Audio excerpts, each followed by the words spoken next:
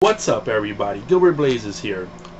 Now, I gotta say, what an interesting few days it has been in the WWE. A lot has happened. Where to even begin? Let's start off with Extreme Rules. Now, I didn't do a review or a prediction video about it because I figured a lot of people were going to do it. But who would have thought a throwaway pay-per-view like Extreme Rules would have resulted in so much? 4 new champions crowned at that pay-per-view. I don't think that has ever happened before, ever in a pay-per-view in the WWE. So it's pretty interesting what happened. Prior, I guess, to Extreme Rules, Batista was injured. So I question why they would give Batista the title when they knew that he was already injured. Makes no sense for Orton to lose and just to get it right back on Raw. So interesting note right there.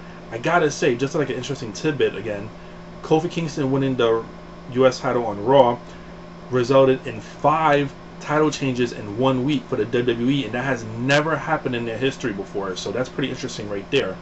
So where to begin with all these new champions crowned? Jericho, a 9-time IC champion. Now I know a lot of people are bitching about that, saying that, well, he doesn't need a title, and it's true, he doesn't need a title, but it fits the storyline to what's going on. I can definitely see them having title versus mask match at the next pay-per-view, which is probably going to happen. It should happen, and I really enjoyed that feud.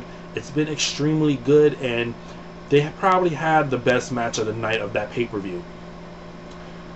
CM Punk, a lot of people talking about him, wondering if he's a heel or is he a face. And if he is a heel, that's going to be a plus, because I'm sure those of you know Punk's past in the wrestling industry. When he was a heel in other promotions, he was extremely good, and he cut some very great heel promos. And if you haven't seen that, check it on YouTube, just type it in, and you're going to see some of Punk's really good heel promos. So if WWE is smart, they'll turn him heel, so he could not only refresh his character, but also have some new life in with the heels on SmackDown especially. SmackDown by far is the more superior show. SmackDown has been dominating, in my opinion, for the past few months. Ever since the draft, they've just been great. Excellent matches, great storylines, great feuds.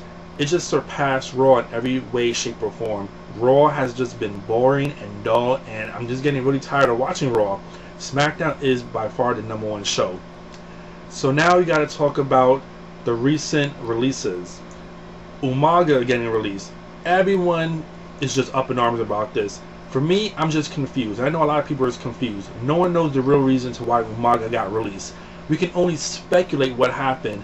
People are wondering, did he fail another drug test? Did, by any chance, he did something wrong during the Punk match at the pay-per-view? Did he have some kind of backstage problems? Something happened, or it could have been budget cut, course, and they cut him for that. But either way, WWE lost a great talent. Umaga, by far, in my opinion, was the best big man currently in the WWE. Out of all the big men, all the monster type heels they got in the WWE, Vladimir Kozlov, Great Khali, Festus in a sense, Mike Knox, Big Show, none of them compared to Umaga. Umaga by far surpassed all of them. So WWE's loss is going to be TNA's gain. Without a doubt, TNA is going to be chomping at the bits to get Umaga, because think of the possibilities. They could have Umaga and Joe face each other, or they could have them team up. Umaga could be the new member of the Nation of Violence. So it's going to be interesting to see what happens with that and why he got released. On to another departure, you have Vicki Guereero. Now, I know a lot of people are just happy to see Vicki go, and they're just wondering, why did it take so long for her to leave? But honestly, I'm going to really miss Vicki Guereero. Let's talk about women in wrestling for just 1 minute.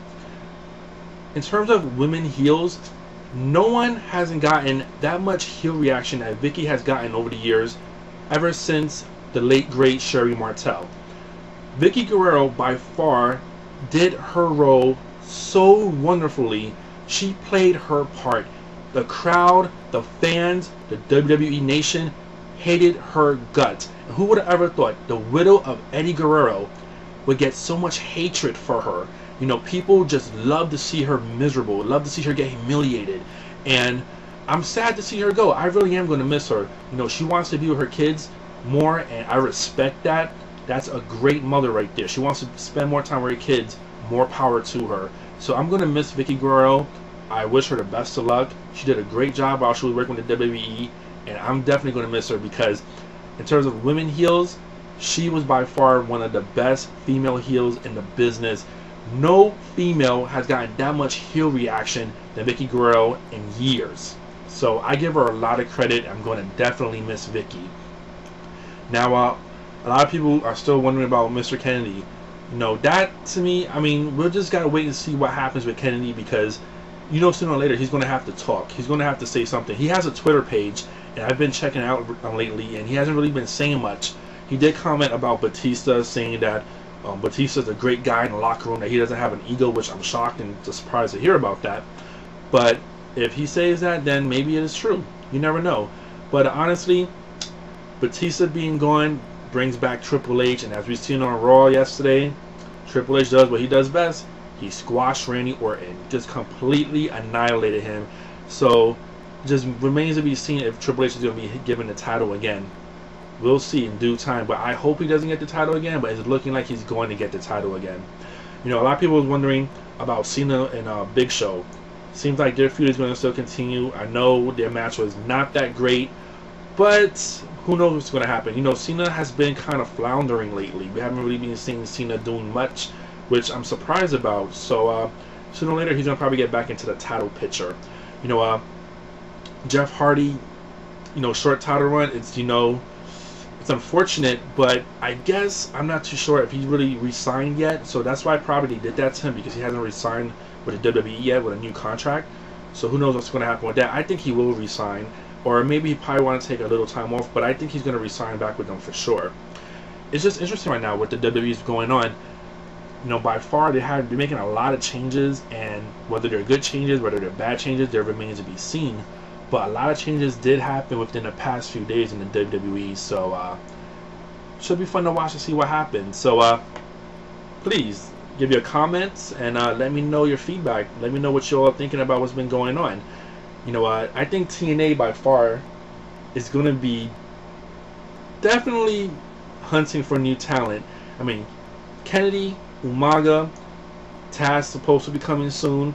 And there's all these people that's potentially going to be going to TNA, so it's going to be making TNA quite interesting again. So it should be fun to watch. So that's all I want to say right now about the wrestling news. And on a quick little side note, my birthday was on Sunday. Yes, I turned 28, and I had a fantastic time. I went to Yankee Stadium, saw the new stadium for the first time. Excellent, excellent stadium. You know, I was one of the people that was really pissed off at first about the old Yankee Stadium getting closed down, because I'm all about tradition. But this new stadium kicks ass. It was fucking wonderful. And on a funny note, I was wearing my Terry Funk t-shirt that says "One Bad Motherfunker," and they stopped me at the front gate and told me that I wasn't allowed to go in because of my shirt. And I'm thinking to myself, what's going on? Like, it's not a curse word on my shirt. So that was just funny right there, though. But yeah, I had a great time on my birthday, and that's what I wanted to say right now. So to all of you, have a great week, and let's talk about some wrestling.